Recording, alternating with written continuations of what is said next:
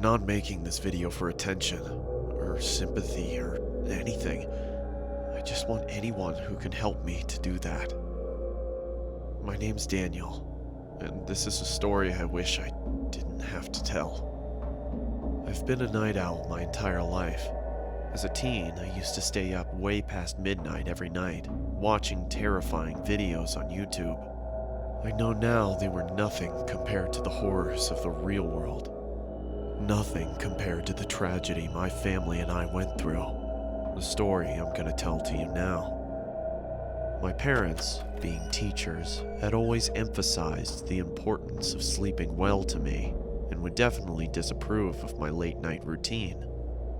So I knew that if they'd caught me up at that time, I'd be in big trouble. At first, this wasn't a problem, but after I told them about a child predator in our neighborhood that I'd seen in one of my videos, they seemed to grow more and more paranoid, which was obviously understandable. Every night, I'd hear one of them wandering into my room, checking on me, and every night, I'd immediately turn off my light and pretend to be asleep. I never knew for sure if it was my mom or dad coming in, since obviously if I opened my eyes to see, they'd know I was awake. Mostly, I presumed it was my dad, from the heavy-sounding footsteps, but either way, I found it pretty hypocritical for them to preach to me about being up late when they were awake themselves. Sometimes I wondered if they knew I wasn't sleeping, because often it was only after what seemed like hours before they'd finally leave and go to check on Alfie. That's my little brother, and Lucy, my little sister. I'd have asked them about it, but I thought it would have confirmed any suspicions which they seemed to already have about my staying awake deep into the mornings of the next day. Like I said, I guess they were just paranoid about the child predator. It was stupid for me to presume any of these things, and I'll never forgive myself for it, but I did it all the same. Anyway, one day, Lucy's school, where my parents both work, announced a school trip. It meant they'd be gone at some point next month from Saturday morning to Sunday morning, and it meant that I'd finally get to watch the horror movie my friend had lent me, that my parents had refused to let me watch. There was one downside, though. I'd be left to look after Alfie. He, being only 6 years old, my mom was reluctant to leave him in my care alone, but my dad defended me, reminding her that Alfie had been up most of the night after a nightmare, so he'd probably sleep most of the day anyway. Besides, he reassured her, he's 17. He can be given a little responsibility. With a heavy heart, my mom agreed. I honestly wish she hadn't. Finally, the morning came for them to head off. It took longer than expected because my sister said some of her favorite toy dolls had been stolen, but eventually my mom persuaded her that they were probably just lost and told me to look for them whilst they were gone. I begrudgingly agreed, and soon they were ready to go. As they were leaving, my mom gave me a stern word, reminding me to lock the doors, not go to bed too late, and take good care of Alfie. She told me she'd be watching through the security cameras to make sure I was looking after him properly. I told her she really didn't have to worry. Then we said our goodbyes, and they were off. Alfie and I spent most of the day playing outside, but came in after the frisbee landed near a strange man who Alfie said had been in his nightmare. I told him that was ridiculous, because even if he somehow was in his dream, he wouldn't be able to remember. Anyway, I went by myself to get it, and I have to admit that the man was fairly creepy. He had a huge grin, and his eyes, staring right at me, seemed to be permanently forced further open than they were designed to go. His clothes all seemed to have been made from someone 50 years younger, as they struggled to cling to his fully grown body. It was cold, but he was wearing a sun hat, a tiny one for children, which barely fit on his head.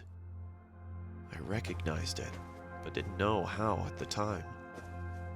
If I'd learned anything from the videos I spent my nights watching, I'd have abandoned the frisbee and left, but clearly I didn't, because not wanting to feel like a baby, I approached him. As I got closer to the man, his smile disappeared, and he removed the hat and held it behind his back. I began to see his features in greater detail. He looked tired. He was pale and his eyes were bloodshot and had huge gaping bags under them. In the entire time it took me to get to him, the man didn't move an inch, other than the odd blink. Not even his eyes shifted. At this stage, I was getting uneasy. I just wanted to get it and leave. "Hi, can I have my frisbee back, please?" "Thanks." The thought of that conversation, if you can even call it a conversation, still makes me shiver. I locked the front door as soon as we got home. We were both a bit shaken, and Alfie looked tired, so I gave him some more food and put him to bed. It took him about 2 hours to fall asleep. He kept complaining that he'd have another nightmare about that man. I told him he wouldn't, but he wasn't convinced. "I see him every night," he whispered to me. "Well, if you see him again, don't worry, I'll be here to fight him off." This seemed to settle him down, and soon he was fast asleep. At about 11, it was time to put my film on. I couldn't have my mom knowing that I was watching it, so I did something naive and ignorant, and something I'll always regret. I turned off the security cameras. I watched it for 2 hours straight, my eyes never straying from the screen, until I replayed the last few seconds of the film. But the sound didn't happen again. It was coming from inside my house. "Alfie?" He didn't reply, but I could see him under the covers, so I thought he was just asleep, and I didn't want to wake him up. I swear, if I thought anything worse had happened, I'd have checked. "You okay?" I thought maybe I was just worrying too much, hearing things. It was late, and the film had been scary. Maybe it was just all in my head. I knew from the sound of his voice it was him. "Alfie! Alfie?" Usually this much noise would have woken him up. "Alfie, what's going on?" I knew something was wrong. It was him. The doll. I couldn't believe it. It had to be some kind of sick prank. It had to be. But it wasn't. It was the man I'd spoken to earlier. He'd taken my brother. "Alfie!" I was certain they'd be gone before I could reach them.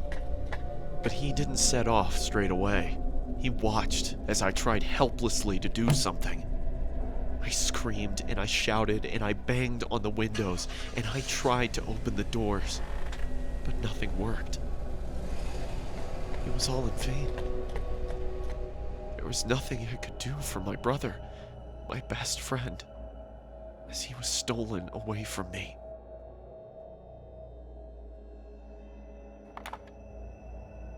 It was too late for the police to do anything.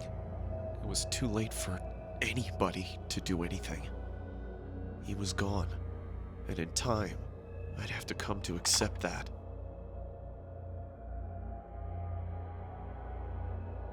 You have 9 new messages. First message. Hello? If you're out with Alfie, call me back when you get back in, please. Love you guys. Bye. End of message. Second message. Daniel, we've been trying to get a hold of you for hours. Is everything all right? Did you turn the security cameras off? They'll be fine. The security system probably just glitched out. Hey, Alfie, just call us as soon as you can, okay? You know how Mom worries. End of message. Third message. Listen, Daniel, we're starting to get really worried now. If you don't pick up, one of us is gonna have to come home to check if everything's okay. Please pick up. End of message. Fourth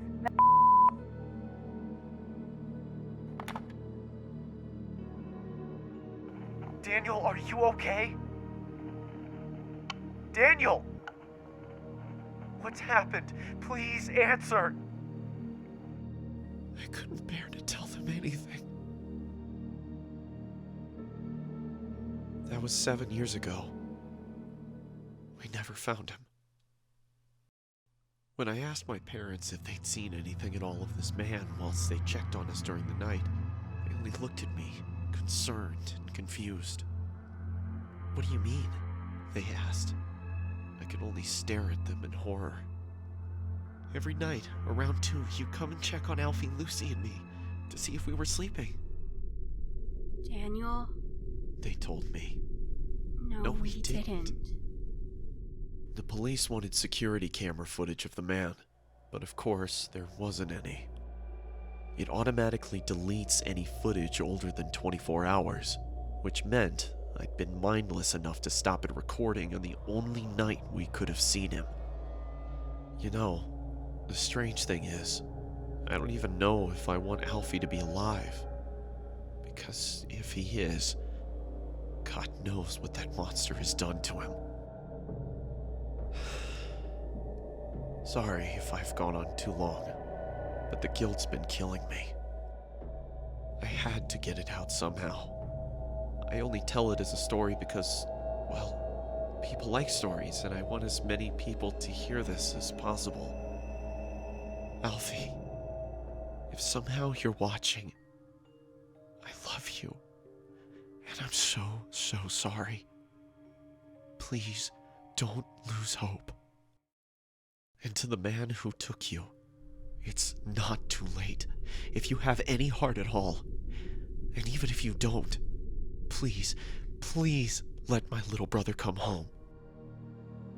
To everybody else, if someone comes into your bedroom at night, open your eyes. You never know who it might be. I still stay up late at night. But it's not because I don't want to sleep. It's because I can't. In case anyone sees Alfie, this is the last good photo we took of him. That's it. Stay safe. Thank you.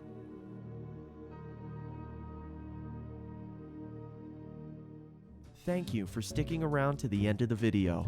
If you would like to support the channel, check out the merch link in the video description.